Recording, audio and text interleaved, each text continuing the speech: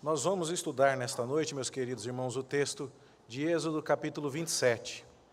Eu não sei se a leitura foi colocada da Nova Almeida atualizada. Podemos passar um slide aí? Não foi. Então, como não foi, a medida lá está em côvados e tudo mais, eu vou preferir pular a leitura, tá certo? E não há necessidade, não há necessidade. Podemos jogar direto já o slide, por gentileza? Para a gente, então, ir lendo o texto à medida em que a gente for expondo. O texto que nós vamos estudar é o livro do Êxodo, capítulo 27. Deixa a sua Bíblia aberta lá, e a gente vai voltando a ele na medida em que for expondo, tá certo? E eu quero recapitular com você algumas coisas que já foram ditas nas mensagens anteriores sobre o texto do livro do Êxodo. Você sabe dizer para mim quais são as 3 grandes divisões do livro do Êxodo? Eu já falei isso aqui umas vezes, né? Primeira divisão, qual que é? O Êxodo, a saída do Egito. Quando Deus encontra Moisés na sarça, fala com ele, vai lá, tira o meu povo do Egito. Moisés vai, tira o povo de Israel da escravidão, com pragas, com sinais, atravessa o Mar Vermelho, o exército do faraó se afoga e saíram. Êxodo, primeira parte do livro. Segunda parte, qual que é? A aliança. Traz o povo até o pé da montanha e fala, eu vou ser o Deus de vocês e vocês serão o meu povo. E então Deus dá a eles as tábuas da aliança, os mandamentos, o livro da aliança, e eles então dizem, tudo que o Senhor requer de nós, vamos fazer. E então um pacto é celebrado, um animal é morto, o seu sangue é recolhido e é aspergido sobre o povo de Israel, e eles celebram um contrato, um pacto administrado soberanamente por Deus, uma aliança. E então agora eles estão com Deus nessa relação pactual. E a terceira parte do livro é quando Deus diz, eu vou morar no meio de vocês. Então agora vocês vão construir um tabernáculo. 3 partes do livro do Êxodo. O Êxodo, a aliança, o tabernáculo.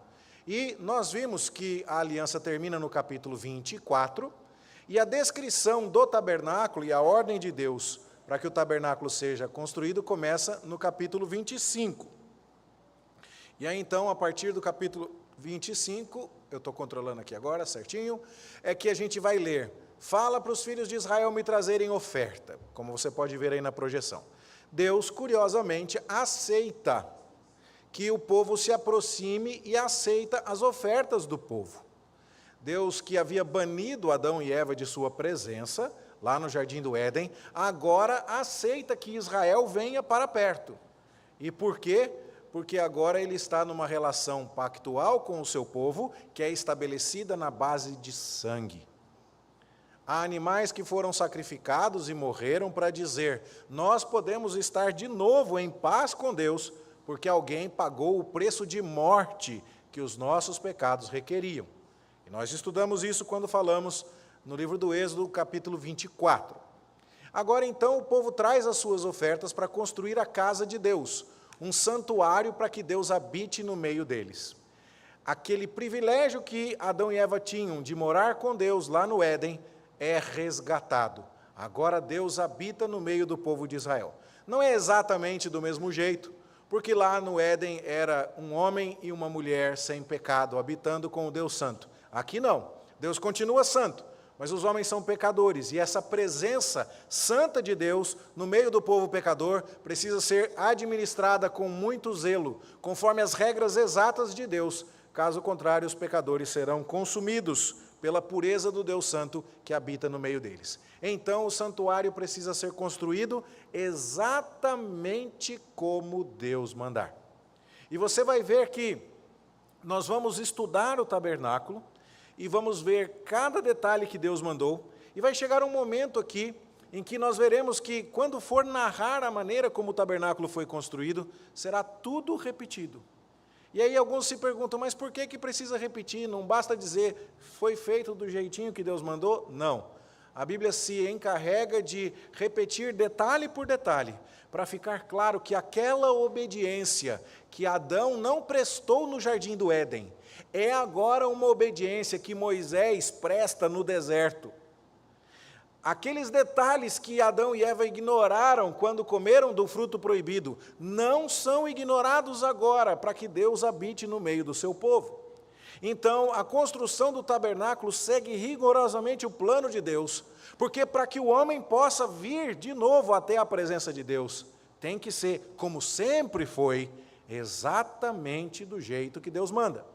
E assim, nós vamos ver as regras para o santuário. Eu não tinha uma figura disso, então eu improvisei aqui. Eu imagino que Deus mostrou num painel de LED mega top para Moisés como é que era o modelo do tabernáculo. A gente não tem isso.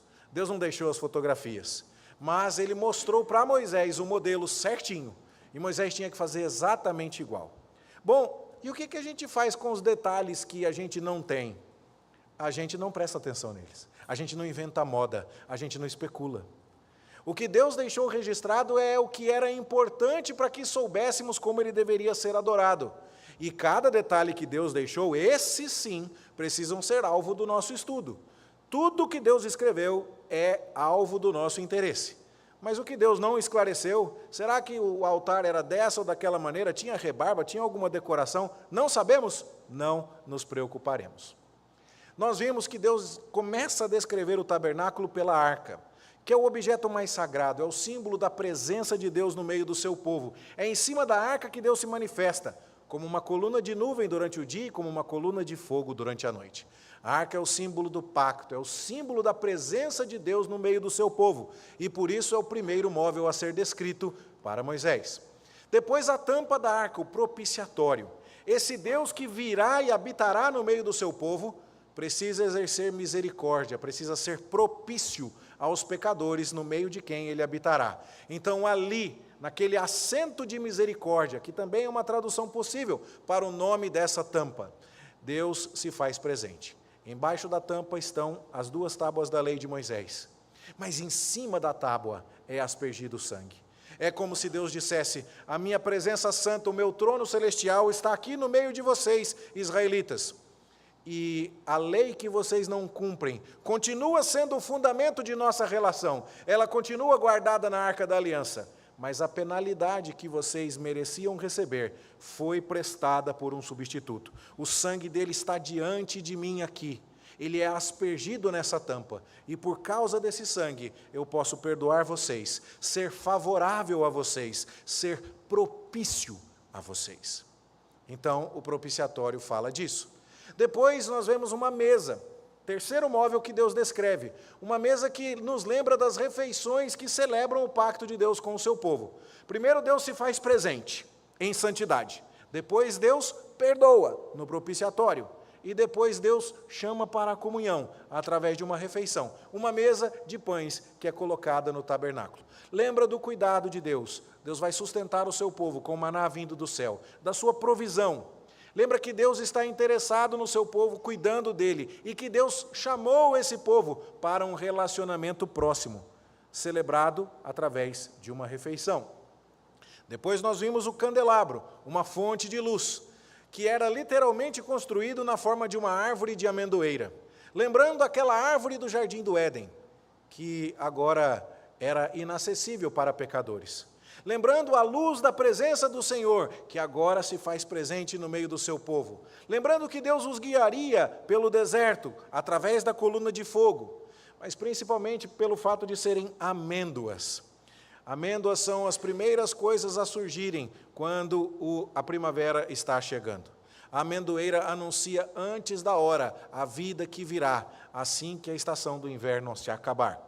E a árvore, então, a amendoeira, é uma árvore que simboliza a vida para aquela cultura, para aquele contexto. E Deus, então, faz a sua luz resplandecer no meio das trevas, faz a sua vida surgir no meio da morte e diz: povo de Israel, arca, estou no meio de vocês. Em misericórdia, propiciatório. Para me relacionar com vocês e manter um pacto de comunhão, mesa. E eu vou guiar vocês pelo deserto, vou fazer a minha luz brilhar na sua escuridão, e vou te dar vida no lugar da morte. Candelabro, luz, amendoeira. Essas são as coisas que nós vimos até aqui. Vimos também que Deus mandou que o tabernáculo fosse coberto com 4 capas diferentes. Capa de peles de texugo. É um animal bem incomum para nós aqui e sem nenhuma beleza estética superior. A capa mais externa do tabernáculo não tinha nenhuma grande glória, nenhuma beleza maior. Como fica bem claro que Cristo, o tabernáculo de Deus entre os homens, o Verbo que se fez carne e tabernaculou entre nós, também não apresentou nenhuma grande diferença. Ele não era mais bonito do que a maioria dos homens e crucificado, não havia nele beleza que nos agradasse. A questão toda havia mais 3 cobertas, não temos ideia do que significam as 2 cobertas do meio, e é melhor não arriscar aqui, como já dissemos. Mas a coberta mais interna de todas tinha cores. Ela era feita de cores azul, vermelha e roxa. No detalhe aí tem branco, não é difícil encontrar desenhos adequados completamente. Não era bem assim. Os querubins desse desenho estão corretos, são quadrúpedes alados, até que vai bem. Mas a ideia é que quando você olhava para o teto do tabernáculo, que devia ter a altura do nosso templo aqui, cerca de 4,5 metros, o que você via era anjos guardando aquele espaço de santidade, e com cores apontadas por Deus. A cor azul, que remete ao céu. A cor vermelha, que trata do pecado. E a cor roxa, que é a soma das duas, e que remete à realeza. Então você tem a ideia de um Deus que se aproxima, apesar de santo, se aproxima de pecadores indignos, e a sua presença real está no meio do seu povo. As cores dão esse testemunho. As paredes eram feitas de tábuas de acácia, cobertas de ouro. Era algo extremamente glorioso, muita riqueza. Tudo porque naquela tenda Deus, o Deus celestial, tocava o chão, o solo humano. E a sua presença então era gloriosa. E aquelas madeiras eram unidas umas às outras com varais. E esses varais mantinham aquela estrutura firme. E então você percebe que toda aquela tenda era facilmente desmontada e montada novamente, e ela devia brilhar bastante. A luz do candelabro ali dentro devia reluzir, e o aspecto deveria ser extremamente glorioso. Mas o que era essa tenda? Era nada mais, nada menos do que a própria representação do céu. O trono de Deus em cima da arca, como acontecia lá no Jardim do Éden, a presença de Deus, protegida por querubins. Aqui, a tampa da arca guardada por querubins. A árvore da vida, lá no Jardim do Éden. Bom, a árvore da vida representada aqui no candelabro. Um jardim onde o homem tinha comida à vontade. Ali uma mesa com pães para que o povo de Israel possa comer. O acesso à presença santa de Deus através de sacrifícios. E isso mostrando que as coisas ainda não são exatamente como eram no Éden. Porque antes, quando o homem não tinha pecado, ele podia se aproximar diretamente do Senhor. Agora, só o sumo sacerdote, representando o povo, uma vez por ano, mediante o sacrifício. Nós vimos, na semana passada, e é bom lembrar para continuar, que os israelitas entendiam essas coisas. Eles entendiam que aquilo era o trono de Deus no planeta Terra. Eles entendiam que o que acontecia no acampamento de Israel era uma miniatura de tudo o que acontece no universo. E que da mesma forma que o trono de Deus estava ali presente entre eles, qualquer pessoa que estivesse no acampamento e falasse assim, você viu Deus por aí? Era só falar, não está vendo não? Está lá, ó. Olha a tenda de Deus ali entre nós. Olha o trono de Deus ali entre nós. E se alguém perguntasse, você sabe me dizer qual é o lugar mais importante aqui do acampamento de vocês? Era óbvio. Era só dizer, não te parece claro que ali está a tenda mais importante de todas? Que ali está o nosso rei? Que ali está quem governa entre nós? Que aquela é a tenda mais importante? Então os israelitas entendiam que o seu acampamento, tendo o tabernáculo no centro, e ele era colocado no centro, era uma miniatura do universo, dando a ideia de que o trono de Deus está no centro de todas as coisas. Os israelitas também entendiam que aquela tenda replicava o Jardim do Éden, com vários aspectos. Se lá no Jardim do Éden tinha uma árvore da vida, se lá a santidade de Deus foi guardada pelos querubins, e não era possível se reaproximar, se dali saía um rio que se dividia em 4 braços, e se o Jardim do Éden foi plantado na direção do Oriente, a mesma coisa acontecia com o tabernáculo. A sua porta ficava voltada para o Oriente. Na entrada dele tinha uma bacia com água, lembrando o rio que saía do Éden. O candelabro estava ali, lembrando a árvore da vida. Os querubins protegiam o acesso a Deus e o trono de Deus estava lá na Arca da Aliança. Eles conseguiam entender isso muito bem. Então, o tabernáculo representa a ordem do universo, o tabernáculo representa o jardim do Éden recuperado e servido agora aos israelitas. Os hebreus não tinham condição de entender outras coisas mais, mas o escritor sagrado da carta aos Hebreus nos mostra que aquele tabernáculo era uma figura e sombra das coisas celestiais, e que então aquele tabernáculo era uma figura do verdadeiro santuário. Lá no céu, as coisas estão organizadas hoje de um jeito muito parecido com o tabernáculo. Então, se você mais à frente quiser entender o livro do Apocalipse, entender o significado das coisas que estão narradas no livro do Apocalipse, esta compreensão do tabernáculo no livro do Êxodo será extremamente útil. E qual é a ideia? A ideia é de que Deus é santíssimo, sua santidade é protegida por criaturas especiais. No entanto, Deus se digna ser acessível a nós. E Ele se mostra misericordioso e propício a nós. Por quê? Por causa do sangue. Então, essas coisas, essas realidades celestiais, são algo que podemos entender com a ajuda do tabernáculo. É dito pelo apóstolo Paulo em Gálatas que a lei das cerimônias foi uma espécie de aio. É uma palavra que a gente usa pouco e só tem 3 vogais, A, I, O, aio. E a palavra aio na língua grega é pedagogo. Essa é uma palavra que a gente conhece mais. E o pedagogo era uma espécie de escravo que cuidava dos ensinamentos do filho de seu senhor. E ele ficava prestando atenção se o menino fazia as tarefas. Era uma espécie de professor particular de reforço. Mas o pedagogo também era o tio da van que leva para a escola, ele levava o menino para a escola. E lá na escola ele também ficava ali, como se fosse um atendente especial para um aluno com atestados e com laudos com dificuldades de aprendizado. E ele ainda fazia outros papéis nessa história toda, de homeschooler e muito mais. Ele ficava ali o tempo inteiro, se certificando de que o filho do patrão ia aprender. Esse é o aio, esse é o pedagogo. E o apóstolo Paulo nos diz que a lei foi o pedagogo para nos conduzir até Cristo. Você entende muita coisa a respeito da obra de Jesus estudando essas cerimônias.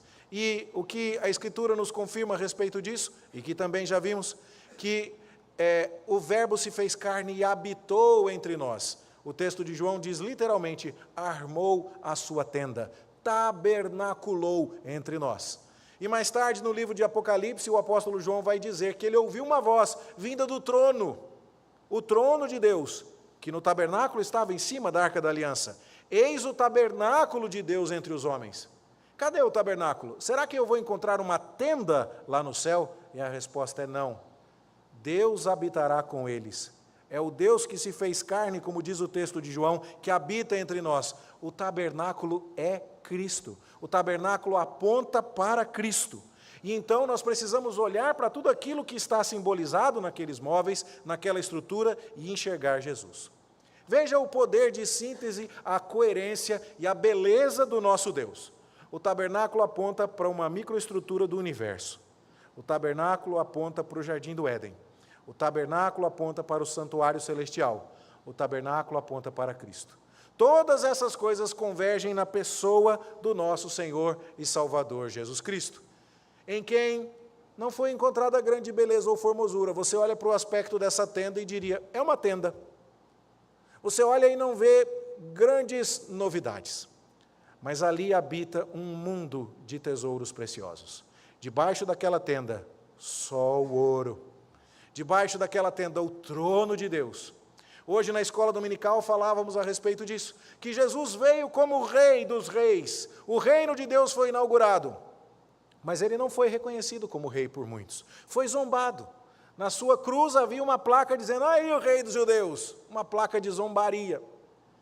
Mas, na verdade, há um tesouro infinito de méritos, de poder, de glória, escondidos atrás daquela aparência não formosa, não agradável aos olhos do Cristo crucificado. Então, agora aqui, nós estamos prontos para prosseguir e aprender, então, sobre o capítulo 27 do livro do Êxodo. O capítulo 27 fala a respeito do altar do holocausto e do átrio. O átrio é aquela espécie de pátio de recepção. Se estivéssemos pensando aqui na igreja do Jardim América, quando você passa por aquele portão ali, você está num átrio, que é um espaço introdutório, antes de você se chegar aqui a este lugar mais reservado para o culto. No tabernáculo era assim também, e ele tinha um átrio no qual, assim que você entrava, você encontrava um altar. E a descrição do texto é interessante. Agora sim, eu quero ler com você Êxodo capítulo 27. E aí, não precisa colocar a projeção, pode deixar aqui no slide, a gente abre na Bíblia mesmo, para não precisarmos alternar a projeção. Êxodo 27, verso 1 diz assim: farás também o altar de madeira de acácia, de 5 côvados será o seu comprimento. Vamos lembrar? O côvado do cotovelo até a ponta do dedo, de 45 a 53 centímetros. Vamos arredondar para 50 centímetros, 5 côvados, 2,5 metros. 2,5 metros vai ser o seu comprimento e de 5 côvados a sua largura, ou seja, será quadrado. O altar é uma grande churrasqueira, de 2,5 metros por 2,5 metros. Por quê? Porque em algumas ocasiões um boi inteiro seria assado de uma única vez ali. Então tinha que ser grande.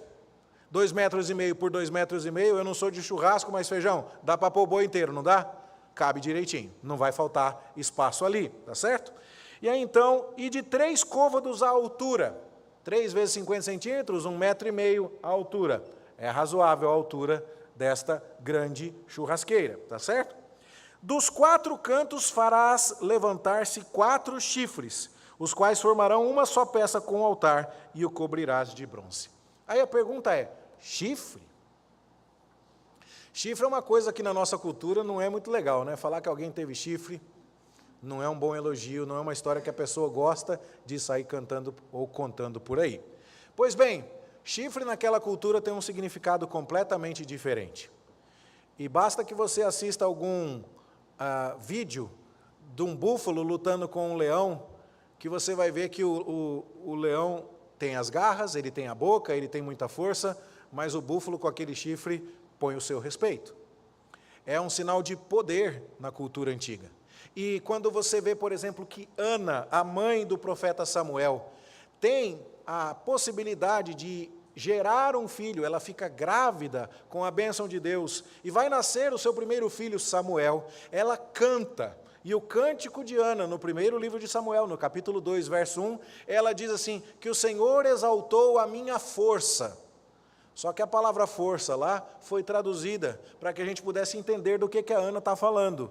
Porque lá no original, Ana disse, o Senhor exaltou o meu chifre. E a gente não ia entender isso, se tivesse traduzido de maneira literal. É um símbolo de poder. Agora, por que você acha que o altar tem chifres que são símbolos de poder? Nós não falamos muito isso, porque nos parece pentecostal. Mas essa parte da história não é pentecostal. O sangue de Jesus tem poder.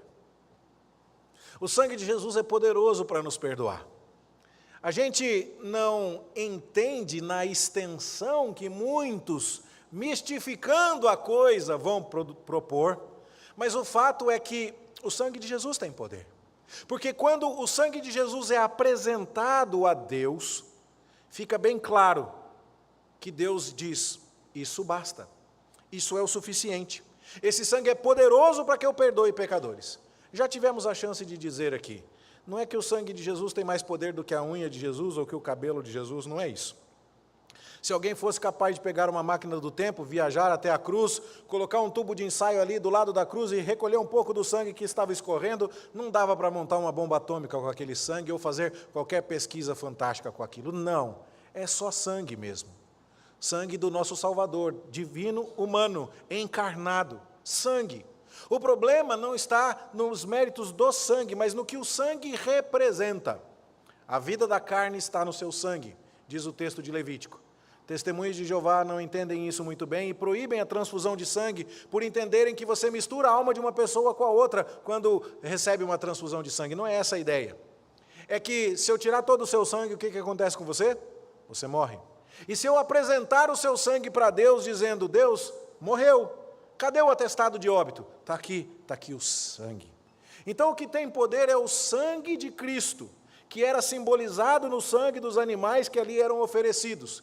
E esse sangue era oferecido a Deus, mostrado para Deus, dizendo, Deus, estamos entrando no tabernáculo, estamos chegando à tua presença, nos aproximando do teu trono, fazendo o caminho de volta do jardim do Éden, e só podemos fazer esse caminho porque um sangue poderoso foi derramado. Está aqui a prova de que alguém morreu no nosso lugar, de que o salário do pecado, que é a morte, foi pago pelo nosso fiador, por um substituto que o Senhor apresentou para sofrer em nosso lugar. Está aqui o sangue dele.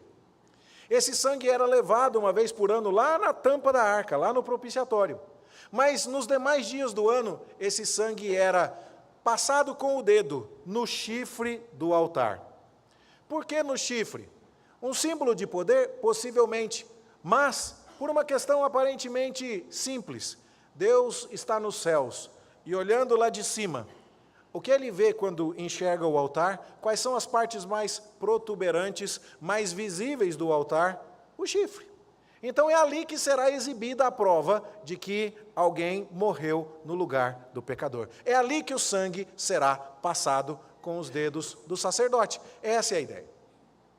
E isso é tão sério, tão importante, que o altar se torna um símbolo de poder para salvar pessoas indignas. Como que eu posso ser salvo se sou pecador e sou indigno?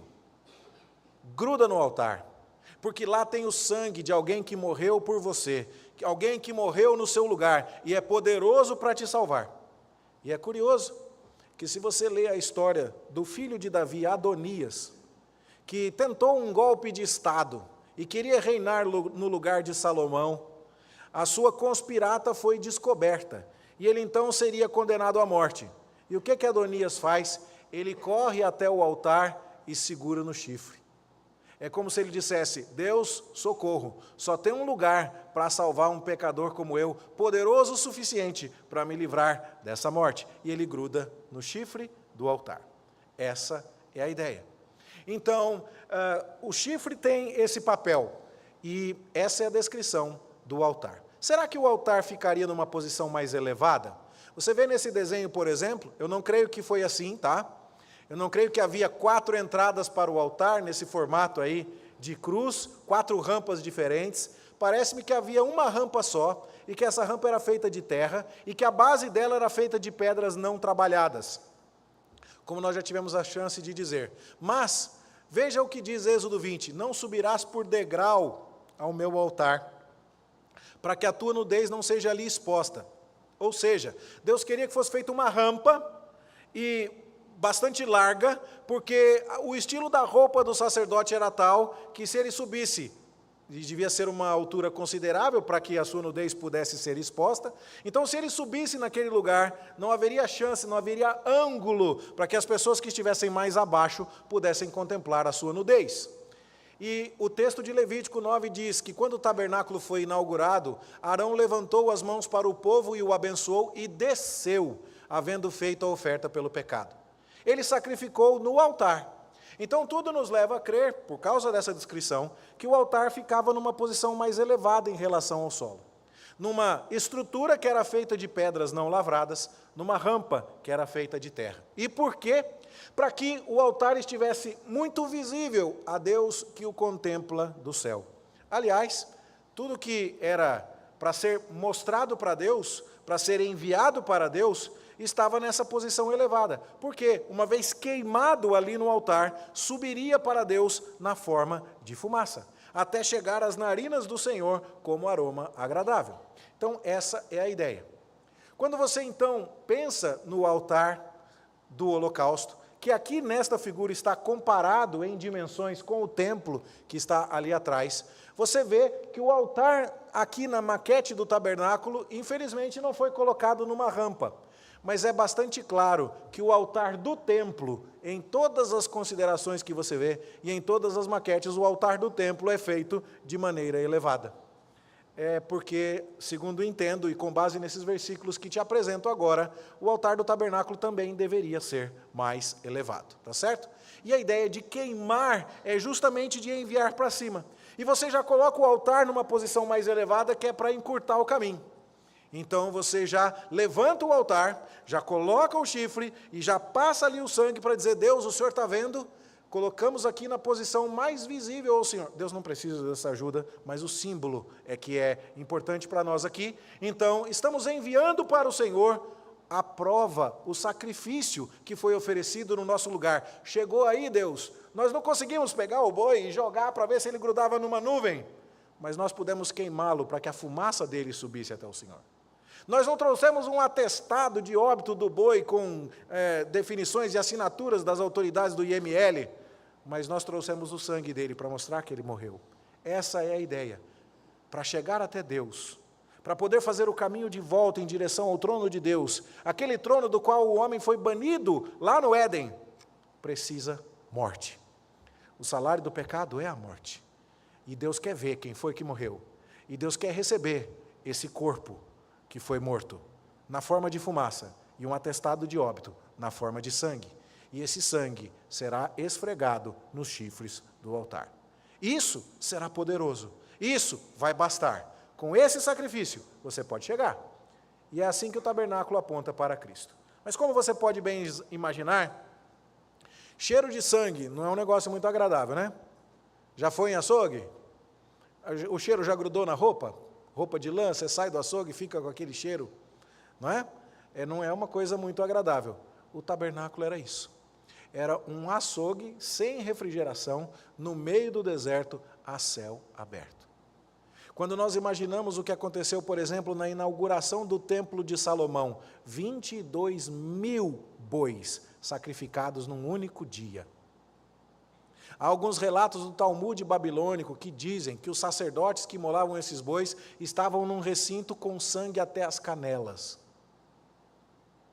Se você pensar que no mínimo 2 animais foram mortos por dia, de maneira ininterrupta, no tabernáculo, vamos pegar aqui, da época de Moisés, não vamos falar do período dos juízes, não temos muitas notícias, mas vamos pegar dos dias de Davi, do ano 1000 e pouco, depois, antes de Cristo, até o ano 586, no mínimo por 400 anos, 2 vezes ao dia, animais eram sacrificados.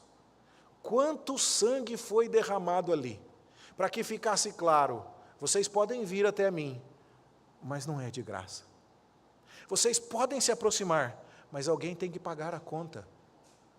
Eu serei misericordioso com vocês, mas jamais abrirei mão da minha justiça. O que me é devido vai ser pago. Eu vou cobrar a conta que você me deve. E alguém vai pagar pelo pecado que é seu. Assim, a morte é o único jeito de nos aproximarmos de Deus. Porque o salário do pecado é a morte. E a bondade de Deus e a misericórdia de Deus é tal, que Deus providencia alguém para morrer em nosso lugar. E é por isso que Jesus Cristo é o único meio de acesso até Deus. Porque em nenhuma outra religião alguém morreu por você. E em nenhuma outra religião Deus é tão santo e tão puro que exige que as afrontas e a desobediência que foram feitas contra Ele sejam punidas. Então, a fé cristã é particular nesse aspecto. Ela diz que Deus é bondoso, misericordioso, mas é santo, é justo. Ele pune o pecado e o pecado não fica sem castigo. Todo e qualquer pecado que já foi cometido na face da terra, desde o pecado de Adão até o pecado da última pessoa que viverá antes do dia de Jesus voltar, todo e qualquer pecado já cometido por alguém será punido. Ou esse pecado será punido na condenação da pessoa indo para o inferno, ou ele será punido na condenação de Cristo em lugar daqueles que estão indo para o céu. Nenhum pecado que você cometeu ficou sem ser punido. A boa notícia é que Cristo se apresentou para sofrer a punição por nós. Isso era testemunhado diariamente na carcaça dos animais, no cheiro de sangue, no cheiro de carne queimada, na fumaça que subia, na roupa impregnada de sangue, de fumaça, de cheiro de morte dos sacerdotes. Você pode entrar, mas alguém vai morrer. Outra coisa importante, o texto de Levítico vai nos dizer que os sacerdotes eram responsáveis por manter aquele altar sempre aceso. O fogo daquela imensa churrasqueira não podia apagar. Sempre tinha que ter uma brasa acesa ali. 24 horas por dia. Essa história de tocha olímpica que não apaga e fica acesa de uma Olimpíada para outra, e que viaja de um lugar para o outro, isso aí já era conhecido dos hebreus há muito tempo. Aquele fogo que era aceso para oferecer sacrifícios neste lugar, ele não podia se apagar. E brasas daquele altar eram guardadas num incensário e levadas acesas pelo meio do caminho, para que quando o tabernáculo chegasse em outro lugar, ele fosse aceso novamente com aquele mesmo fogo, que nunca se apagou. E a pergunta é, por que Deus queria que o fogo não apagasse nunca? E a resposta é, primeiro, um lembrete da pecaminosidade. Você é tão pecador, tão miserável, que se não tiver um animal morto no seu lugar, um sangue derramado no seu lugar, uma vida oferecida no seu lugar, você não pode chegar perto. Aquele altar que queima continuamente é um lembrete que grita para os israelitas: vocês são pecadores, vocês precisam de um sacrifício substitutivo, vocês não podem chegar a Deus de qualquer maneira. Está vendo? Por outro lado, embora essa seja uma notícia que humilha, também é uma notícia que abençoa. Sim, eu sou pecador. Sim, alguém precisa morrer no meu lugar. Sim, eu preciso de sacrifícios em meu benefício. No entanto, sempre tem chance. Já reparou? A chama não apaga. Eu posso chegar a qualquer hora do dia e da noite e falar: Senhor, tem misericórdia de mim? E Deus vai falar: sim, tenho misericórdia. O fogo está aceso. A oportunidade para você ser recebido está aberta. O acesso está disponível. Então, meus irmãos, o altar sempre aceso lembra o povo de Israel de que ele é pecador, mas também lembra de que são pecadores cujo acesso a Deus está franqueado. E aí, então, o que você olha quando vê o tabernáculo? Vários utensílios para mexer as brasas, pás para recolherem as cinzas, outros utensílios para cortarem a lenha, tudo feito de bronze. E do lado de fora do tabernáculo o que você vai encontrar é bronze. O ouro está lá dentro da tenda, mas o bronze do altar do holocausto é escolhido por razões especiais. O bronze é uma liga de metais, cobre, estanho, me parecem. Um bronze é fundido a mais de 1.400 graus de temperatura. E aí então é um material que resiste. A churrasqueira pode ser feita de bronze que ela não vai derreter e nem deformar. É um material adequado para fazer uma churrasqueira. Isso é importante. Mas, justamente por causa dessas propriedades, o bronze foi muito utilizado nas armaduras e nas armas de guerra. E a ideia, portanto, de bronze como um metal associado à guerra e associado à morte e ao juízo é muito forte na Escritura. Então, o bronze acaba sendo um metal que simboliza o juízo. E quando a gente vai, então, para os textos bíblicos, a gente vê que se o povo de Israel não obedecesse, Deus ia fazer os céus sobre a cabeça deles de bronze. Você já cantou a música? Quando todos os meus medos já não cabem mais em mim, quando o céu está de bronze e parece que é o fim, é o juízo de Deus. É a ideia do bronze como um símbolo de julgamento. O Senhor Jesus, que se apresenta para a igreja de Tiatira, diz: estas coisas diz o Filho de Deus, que tem os olhos como chamas de fogo e os pés semelhantes ao bronze polido. Por que pé? Porque pé é aquilo com que o descendente da mulher vai esmagar a cabeça da serpente. O pé é um instrumento da dominação, e o pé de Cristo é um pé de bronze, segundo o relato do Apocalipse. E quando você tem, na cultura antiga, desenhos que mostram que reis conquistavam seus inimigos e punham o pé sobre o pescoço desses inimigos, esse pé de Cristo é um pé de bronze. Então, o bronze é um símbolo do julgamento. A armadura de Golias, o seu dardo, a sua lança é de bronze. E a ideia, portanto, é que bronze é um metal que simboliza juízo. E eu vou voltar um pouco aqui. O que é que você está vendo do lado de fora do tabernáculo? Bronze. Ouro é só do lado de dentro. É escondido debaixo de uma capa de pele de texugo. Uma capa que não é bonita, que não é formosa, porque a glória que se manifestou entre nós ainda está oculta. O reino não foi compreendido por todos, mas o ladrão da cruz enxergou. O ladrão da cruz enxergou que atrás daquele crucificado em fraqueza havia uma imensidão de glória e de poder. E é por isso que o ladrão da cruz diz: Jesus, lembra-te de mim, porque tu és poderoso para me socorrer, quando vieres no teu reino, porque tu és rei. E apesar de estar enfraquecido, crucificado, humilhado, em grande dor, bebendo vinagre numa esponja possivelmente usada para higiene íntima, esse Cristo é glorioso. O que dava para ver a olhos nus ali era só o juízo, era só o bronze. Mas o que o ladrão da cruz foi capaz de ver pela fé era o ouro que estava escondido naquela pessoa do Senhor Jesus Cristo, o tabernáculo de Deus entre os homens.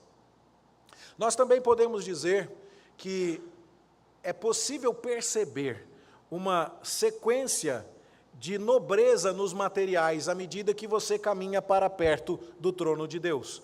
Do lado de fora, bronze. Aí você vai encontrando outros utensílios, até que dentro do tabernáculo é só o ouro, e no Santo dos Santos é ouro para todos os lados.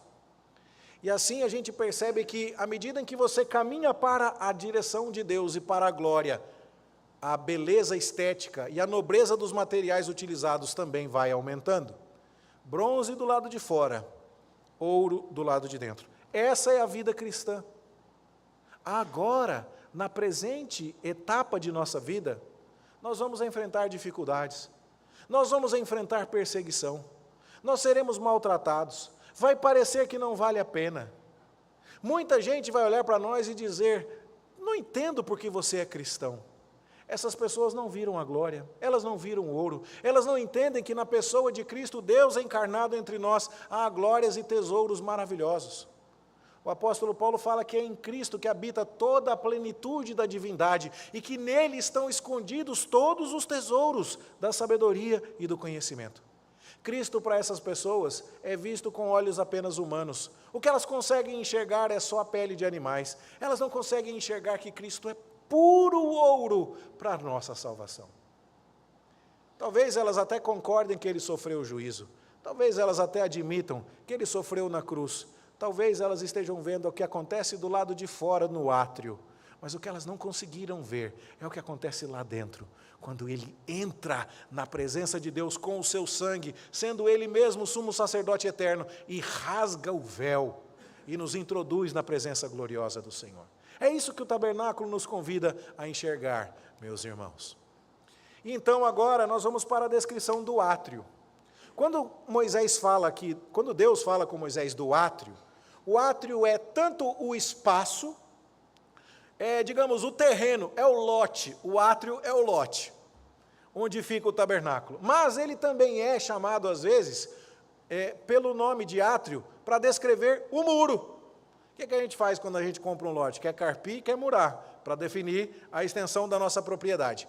Aqui, em Êxodo 27, quando diz assim: farás também o átrio do tabernáculo, você vai marcar o lote que o tabernáculo vai ocupar, o terreno que ele vai ocupar. Mas logo na sequência diz assim: o átrio terá cortinas de linho fino retorcido.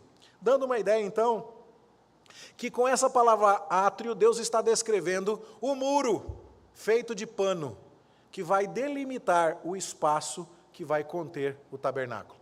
O muro de pano que vai fazer a marcação do território sagrado. Então, isso é o átrio. E aí, então, quando você pensa num tear, e eu não sei se você já teve chance de ver isso, uma construção bastante primitiva, não é? Que tem vários fios pendurados, um do ladinho do outro, presos lá embaixo com umas pedrinhas para o fiozinho ficar esticado. Aí vem a mulher e vai passando, né? Passa o fio na frente de um, atrás do outro, na frente de um, atrás do outro, e como se fosse um microfone vai passando assim. E aí os fios que estão esticados vão se entretecendo com os outros fios que vão se emaranhando ali. E aí então, quando termina, ela passa a madeirinha assim para ficar tudo bem ajustadinho. É com isso que você faz um tecido. E naquela época, o linho, que era um vegetal importante, e nobre era usado para fazer, assim, num tear como esse. E o linho tem, depois de tratado quimicamente, uma brancura muito grande. O linho original, ele está mais aí para um beijinho, né? Alguma coisa. Homem com cor é uma tragédia. Então, as irmãs, por favor, me deem a sua licença poética aqui. Mas você que conhece o linho sabe bem do que eu estou falando. É um material claro. E justamente por sua nobreza e por sua clareza, ele é entendido na Bíblia como um símbolo de pureza, de santidade. E a Escritura fala muito disso. Veja no Apocalipse. João vê o céu aberto e então ele vê o cavaleiro fiel e verdadeiro. Você sabe muito bem de quem está falando. Está falando de Jesus. Não é? Os seus olhos são chamas de fogo. E ele está vestido com um manto tinto de sangue. Manto tinto de sangue, que seria? A ideia de que ele derramou o seu sangue. E o seu nome se chama o Verbo de Deus. Agora você não tem dúvida, né? João capítulo 1 diz que esse é o Verbo, Cristo é o Verbo. E então é dito assim: seguiam-no os exércitos que há no céu, montando cavalos brancos, com vestiduras de linho finíssimo, branco e puro. Ou seja, o uniforme do exército de Cristo é se vestir de linho branco e puro. Por que a gente pode usar roupa branca? Porque a gente lavou a nossa roupa. A gente está puro e santo, porque a gente lavou a roupa no sangue do Cordeiro. O manto dele está tinto de sangue, mas a nossa roupa é linho finíssimo, branco e puro. E então, quando você continua lendo o texto de Apocalipse, é dito ali: são chegadas as bodas do Cordeiro, e foi dada à esposa do Cordeiro vestir-se de linho finíssimo, resplandecente e puro. E Apocalipse nos explica: o linho finíssimo são os atos de justiça dos santos. O que é isso então? Você olhava para o tabernáculo e você via então um muro de pano branco, e uma ideia que todos eram capazes de entender, até mesmo naquela cultura. O que eu estou vendo é a representação de um Deus santo entre nós, de um Deus puro, de um Deus nobre. E então, isso era compreendido pelos israelitas. Você consegue entender o que eu estou vendo do lado de fora do tabernáculo? Eu estou vendo alguém que não fez nada de errado. Não é curioso que foi exatamente isso que Pôncio Pilatos disse a respeito de Jesus? Eu não vejo nesse homem crime algum. Não é isso que o próprio Jesus falou a respeito de si mesmo? Quem dentre vós me convence de pecado? Não era possível fazer uma acusação justa contra Cristo, porque ele é puro. E justamente em sua pureza está o poder da sua morte, porque ele morre sem precisar receber castigo algum. Ele morre em nosso lugar. E a morte de alguém tão puro e tão digno é poderosa. O seu sangue passado no chifre do altar perdoa pecados e traz vida. E é assim que nós entendemos, então, esse tecido do tabernáculo. Mas como é que ele ficava esticado ali? Ele ficava esticado com colunas, 20 colunas de um lado, 20 colunas de outro, e isso dava uma extensão de 45 metros para o tabernáculo, 100 côvados de cada lado, e 22 metros e meio, 50 côvados lá no fundo. E aí, então, a cada distância específica ali, 10 côvados, 4 metros e meio, você tinha colunas, né? 5 côvados. Depois eu vou localizar o texto aqui para não me enganar. Mas você tinha colunas aqui, feitas de bronze, com ganchos e vergas feitas de prata. O bronze já deu para explicar. Você olhava para o bronze e dizia: o metal do juízo. Um juízo que sustenta a cortina de linho de alguém puro e santo, que não fez nada de errado. E agora temos colunas e ganchos e vergas de prata. O que é a prata na Bíblia?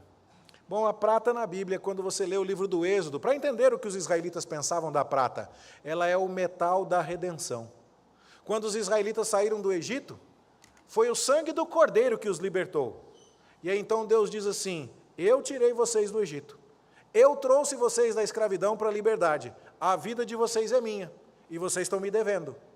E agora vocês vão pagar, cada um de vocês, o resgate de si mesmo a Deus, e vocês vão me pagar. E qual era o pagamento? Era a prata. Eles tinham que dar 6 gramas de prata, meio ciclo de prata para Deus, para pagar por sua libertação. Então, prata é um símbolo muito claro de metal que compra a nossa redenção. Foi por isso que nós lemos, inclusive em Pedro, que nós não fomos comprados por coisas corruptíveis como ouro ou prata, mas pelo precioso sangue do Cordeiro, sem defeito e sem mácula. Então essa é a ideia, prata é o metal da redenção. Então, olha lá, se você cometesse um pecado por ignorância e causasse algum prejuízo nas coisas sagradas do Senhor, você entregava o resgate daquilo em ciclos de prata, conforme o grau da sua culpa. A prata é um metal que compra a sua redenção. E ali então, o que é que você tem do lado de fora do tabernáculo? O metal do juízo, o tecido da pureza, o metal da redenção, o chifre poderoso para perdoar, a morte de alguém que morre no seu lugar. Aquela grande churrasqueira que está na porta de entrada e que diz, você pode vir, mas você só vai poder avançar e chegar mais perto de Deus, porque alguém tão puro, veja o linho branco, vai receber juízo no seu lugar, veja o bronze, vai morrer por você, veja o altar, vai derramar o seu sangue, e esse sangue será exibido a Deus como prova de que você não deve mais nada, veja o chifre, e isso vai comprar a sua redenção diante de Deus, veja a prata. É possível entender isso, meus irmãos? Os israelitas tinham noção dessas coisas. Não completamente. Eles não estavam entendendo ainda um carpinteiro crucificado na Páscoa. Eles ainda não eram capazes de ligar todos os pontos. Mas a ideia de que Deus habita entre nós em justiça. Deus providencia para nós um jeito de nos aproximarmos. Alguém vai morrer em nosso lugar e derramar sangue. Isso eles eram capazes de entender. E com todos esses ensinamentos, a lei de Moisés pegava na mão do israelita e dizia, vem cá, eu sou o seu pedagogo, eu vou te levar até o pé da cruz, para você entender como é que Deus vai salvar você. É disso que o tabernáculo, portanto, nos fala. Quando nós vamos aos detalhes, a gente se perde em algumas coisas que não dá para fechar e bater o martelo. Quando a gente lê essa palavrinha, vergas de prata, a gente não sabe o que é. A Nova Versão Internacional traduz como ligaduras, a Bíblia Viva traduz como varas para estender, a Bíblia de Thompson traduz como colchetes, a Bíblia de Mensagem como suporte, e da mesma forma a nova tradução na linguagem de hoje. E se você vai à palavra no original, é uma palavra difícil, por quê? Porque essa palavra, como você pode bem imaginar, não aparece em outros lugares da Bíblia para você fazer comparação. Essas palavras do tabernáculo só costumam aparecer aqui. Quantas vezes por dia você usa expressões daqueles materiais que você compra no ferragista? Você não fala disso toda hora. Então, sabe, são palavras muito incomuns que você não consegue, comparar com outros textos. Os léxicos apontam a ideia de anéis circundando uma coluna ou hastes de prata entre as colunas. O que poderia ser de prata? Bom, pode ser que seja uma espécie de capacete da coluna de bronze, como você vê aqui. Certamente os ganchos que prendiam as cordas que fixavam essa coluna no chão, esses ganchos é mais tranquilo, mas podia ser uma viga de prata que ligava uma coluna à outra, como você pode ver aqui. A coluna em si era de bronze.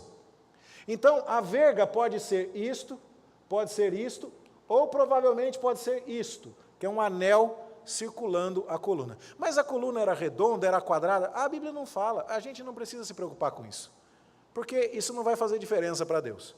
Curiosamente, essa é a réplica do tabernáculo construída por Edir Macedo, lá no Brás, em São Paulo, que eu tive a oportunidade de visitar. É a única coisa daquela igreja que eu te recomendo, visita o tabernáculo se você puder. Só, não entra, não faz mais nada. Mas isso aí vale a pena, se você um dia tiver a chance de ir, tá certo? Pois bem, então possivelmente o tabernáculo era assim. Colunas de bronze, vergas talvez aqui, ou anéis que circundavam a coluna, sustentando uma cortina de linho em brancura. E o que você via? O metal do julgamento, o metal da redenção, o tecido da pureza, a morte substitutiva, tudo isso acontecendo no átrio. Esse é o slide para você estudar para a chamada oral. Então você pega aqui, vamos lá, vamos ver se a gente lembrou. Cortina de linho, que apontava para a santidade de Cristo. E depois, agora nós temos aqui as colunas de bronze. Bronze é um metal símbolo do juízo. Depois você tem aqui os ganchos e as vergas de prata. A prata é o metal, símbolo da redenção. Depois você tem aqui a porta voltada para o Oriente, um novo nível de acesso a Deus. É essa a entrada estratégica do tabernáculo, como construído na mesma direção do Jardim do Éden. Ali você tem o véu da tenda da congregação. Quais são as cores? Nós temos aqui então as cores dos véus. O azul representa o Deus celestial e santo. O vermelho representa o homem pecador. E o roxo ou púrpura representa Deus encarnado em realeza.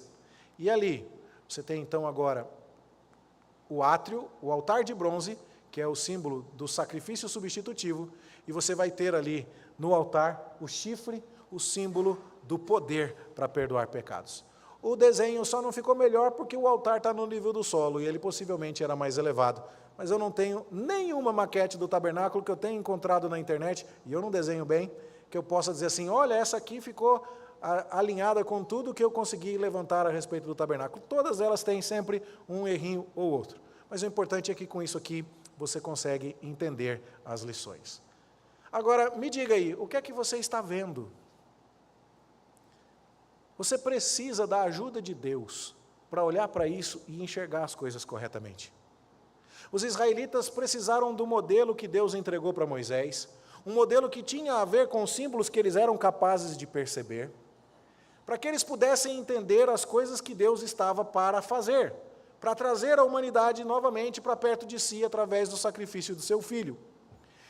Nossa explicação do texto bíblico nos deve deixar claro agora que a gente só consegue entender Deus quando Deus se explica para nós. Quando a lei de Deus nos pega pela mão como o aio pedagogo e nos leva até Cristo. E essa é uma questão importante, é uma pergunta que nós precisamos nos fazer. Cuidado quando você decide que vai interpretar o mundo, que vai interpretar a vida e as coisas pela sua própria percepção ou pelo seu próprio conhecimento. Nós precisamos da revelação de Deus. Nós não entenderíamos aquela tenda, não fosse a ajuda de Deus nos explicando isso em toda a Escritura. E Deus nos concede não só o texto sagrado, mas também nos concede mestres que nos ajudam a entender isso. Eu creio que os irmãos possam imaginar a quantidade de livros a respeito desse assunto que eu tive de ler para chegar à compreensão destas coisas. Quantas vezes eu precisei dar esta aula para chegar a ter essas figuras organizadas assim? Eu estudo esse assunto desde antes de me formar pastor. Isso é uma bênção que Deus nos concede, gente que está estudando e nos trazendo a revelação da palavra para dizer assim, não vai pela tua cabeça, não. Escuta o que Deus tem a dizer. Deus entende melhor as coisas. Deus sabe o que as coisas significam. Ele tem objetivos em mente. Siga a revelação do Senhor. Cuidado, pode ser que você não esteja vendo tudo. Houve gente que olhou para o Cristo crucificado e apenas zombou. Não enxergou a glória que o ladrão da cruz percebeu. Nós precisamos tomar cuidado com isso. Eu termino então, meus irmãos, fazendo aplicações para a nossa vida. Não adianta. Você pode ser muito gente boa, pode fazer muitas obras de caridade, você pode, ter muitos méritos, ser a pessoa mais querida e tudo mais, nunca fez mal a ninguém, mas você deve para Deus por ser pecador. E essa conta Deus cobra. Não existe o caso de você cometer um crime na nossa justiça dos homens e depois sair fazendo muitas boas ações e chegar para o juiz e pedir para não ser condenado por aquele crime. Você será. Suas boas ações não apagam as suas más ações. Mas tem gente que acha que vai conversar com Deus assim. Eu escuto isso com muita frequência. Eu com Deus, a gente se entende do meu jeito. Não é assim, é do jeito de Deus. E o jeito de Deus é simples, você pecou, morra. Porque a minha santidade requer. Deus, eu não quero morrer, eu mandei um substituto para morrer no seu lugar, é o meu filho, mas eu não quero conversa com ele. Então não tem outro caminho. Por isso é que Jesus é o único caminho.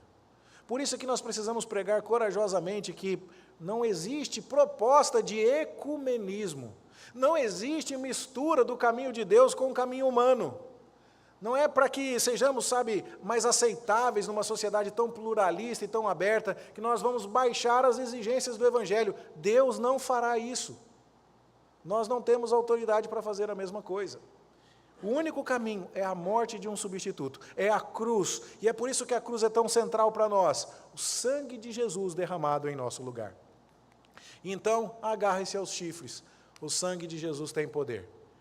E aí, se em algum momento você passou a se perguntar, será que alguém que fez tudo o que eu fiz pode mesmo ser recebido por Deus? Será que alguém com a história que eu tenho, com os pecados que eu tenho, pode se aproximar de Deus? Olhe para as virtudes daquele que morreu em seu lugar.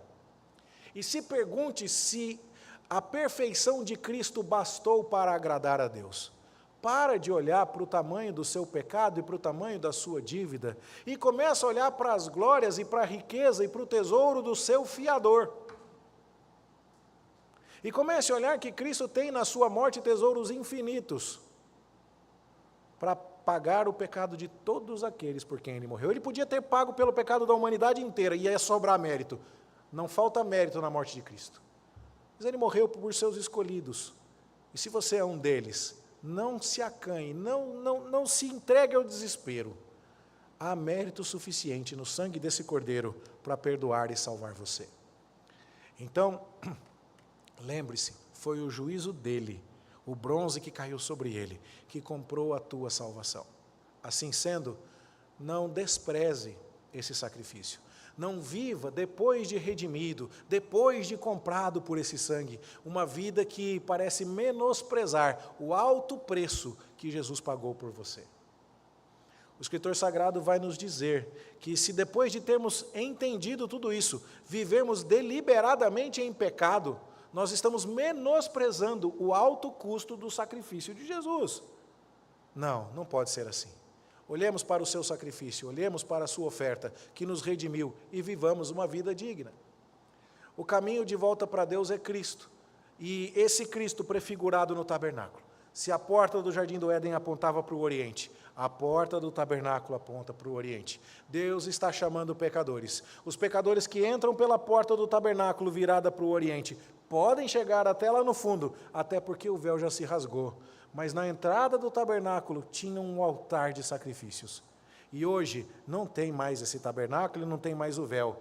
Mas no meio do caminho entre nós e Deus tem uma cruz vazia com o Salvador ressurreto, mas uma cruz que deve ser recebida, que deve ser crida e que deve ser o objeto da nossa fé e da nossa certeza de salvação.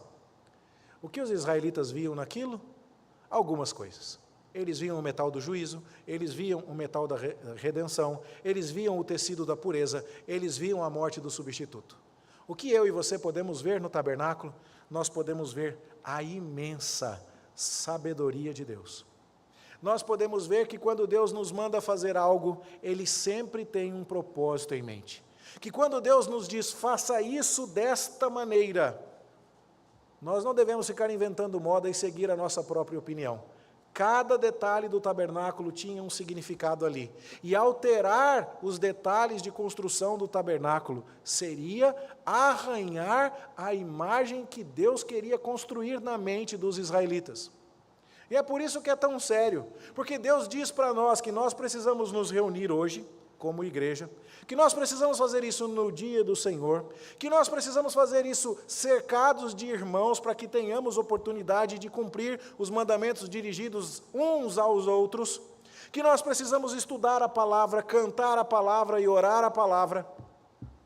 E ainda tem gente achando que pode viver um cristianismo diferente, com estruturas diferentes. Deus não aceitava adoração que não fosse no tabernáculo, que não fosse com sangue, que não fosse com o bronze, com a prata, com o linho.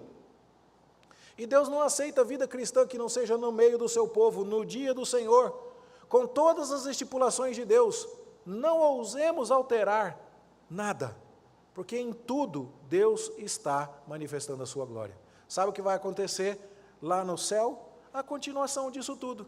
Se nós hoje olhamos para o tabernáculo e dizemos, consigo entender, eu hoje não mato animais para me chegar até Deus, porque Cristo já morreu por mim, mas o meu irmão do passado chegava diante de Deus por causa de sangue. Eu também cheguei até Deus por causa de sangue. Ele vinha dizendo, eu reconheço que Deus está entre nós em santidade. Nós dizemos, eu creio que Jesus não cometeu pecado algum.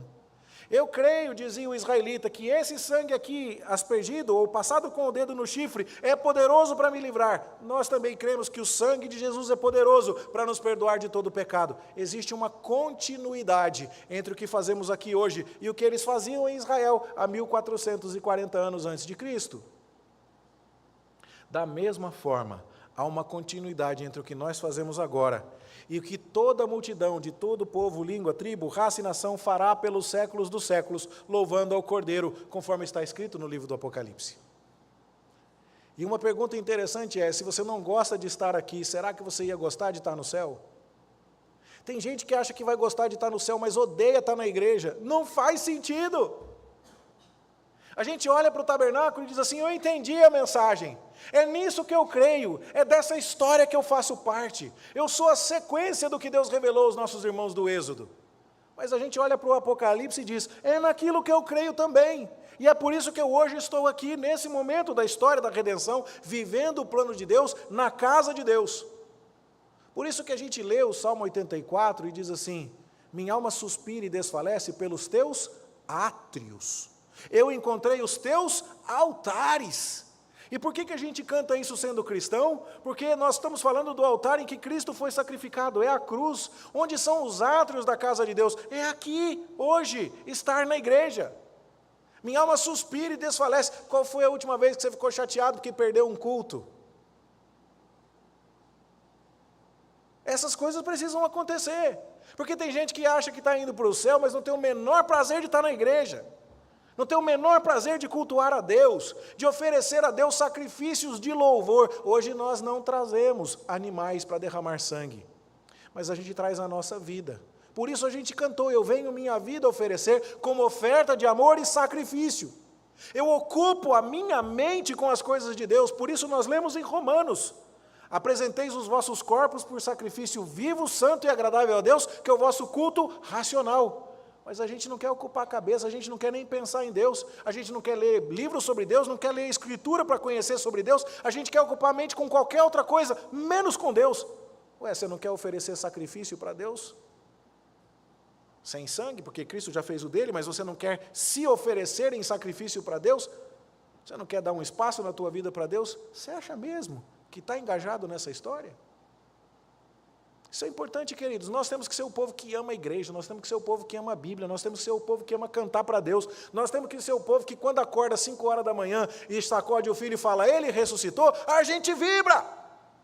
E é por isso que eu fico tão feliz quando a gente vem cantar aqui e vê esse povo, todo mundo aqui, louvado seja Deus, quase todo mundo veio para o coral, a igreja ficou vazia, é desse jeito e é para melhorar, o coral ainda está pequeno. Nós temos que cantar para Deus, nós temos que gostar disso, nós temos que amar isso. E nós temos que dizer assim, olha, seja bendito o Cordeiro, porque foi o sangue dele que me lavou. Eu lavei a minha roupa no sangue do Cordeiro. A roupa dele está suja de sangue, mas a minha está branquinha. E é por isso que eu estou aqui hoje. E é isso que eu queria convidar você para cantar agora. Você sabe qual é o hino? Sabe, não sabe? Alvo mais que a neve, não tem nem jeito de cantar outra coisa agora. Mas você está cantando isso pensando. Você veio aqui e trouxe o seu coração, trouxe a sua mente, trouxe a sua vida para agradar a Deus. Então agora quando for cantar, diz, Deus, eu não trouxe animal nenhum hoje, porque eu não preciso trazer. Não foi derramado sangue nenhum, porque Jesus já derramou o sangue dele. Mas a minha boca agora, cantando para o Senhor, é para dizer assim, ó, o Cordeiro derramou o sangue dele, lavou a minha roupa, eu estou alvo mais que a neve. Esse é o meu sacrifício de louvor. Então, nesse espírito, meus irmãos, vamos nos colocar em pé.